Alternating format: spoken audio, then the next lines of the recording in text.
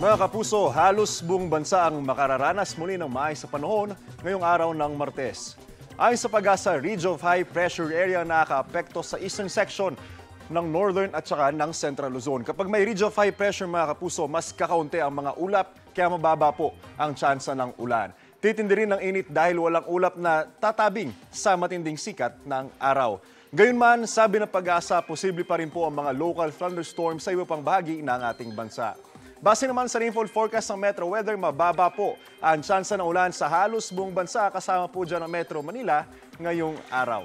Ingat po tayo, mga kapuso. Ako po si Angel Pertiera. Know the weather before you go. Para mark safe lagi, mga kapuso.